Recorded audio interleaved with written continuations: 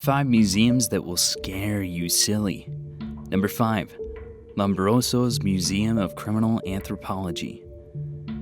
Cesare Lombroso founded the Italian School of Criminology. It is no wonder then that this museum, filled with objects from his work, is a terrifying place indeed.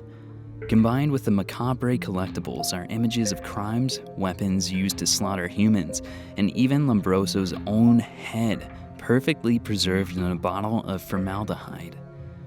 If you are interested in crime or just want to spend a day gazing at skulls, human remains, and other horrifying objects, this is the place to go. Number 4. Madame Tussauds. This is probably the most famous entry on the list. Madame Tussauds in London is best known for its enormous collection of wax figures, mostly of famous people. But the museum had a more grisly start. Madame Tussauds herself started the collection during the French Revolution. She would run up to the guillotine after people had been executed and make wax imprints of their severed heads.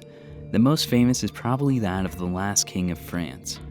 These heads are all on display at the museum, along with a horrifying collection of monstrous historical displays in the Chamber of Horrors. When you see the life-size reproduction of one of Jack the Ripper's victims, you will never be quite the same again. Oh, and to make matters worse, the Chamber of Horrors now employs actors to jump out and terrify visitors. Take along a change of underwear. Number 3. Museum of Anatomy. Honoré Fragonard was a professor of anatomy. At least he was until he got canned for showing the symptoms of insanity.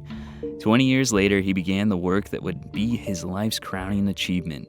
In 1794, he began gathering dead bodies for what would become his Museum of Anatomy. His museum was designed to house a gigantic collection of corpses that he personally stripped of their skin and embalmed with a secret recipe, a recipe that remains a mystery to this day.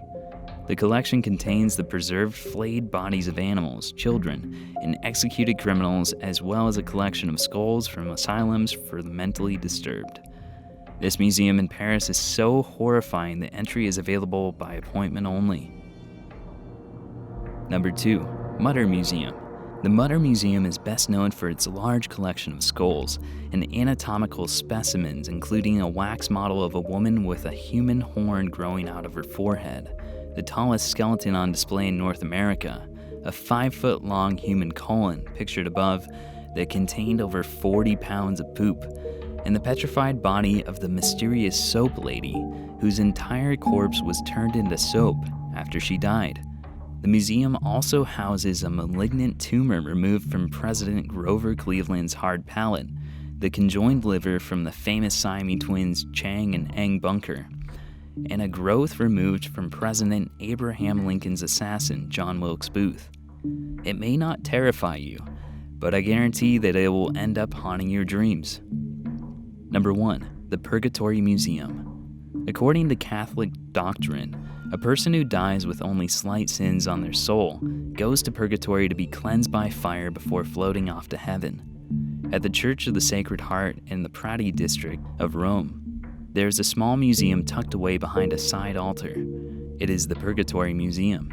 This truly scary place has exhibits which document cases of souls in purgatory coming back to earth to haunt the living. Some of the items on display are a table with scorch marks and lines carved out of it by an otherworldly hand, as well as burnt fingerprints on clothing and bed linen. But perhaps the most scariest item of all is a book with an entire human handprint scorched deeply into the pages, the handprint of a long-dead monk suffering in the fires for some unknown sin.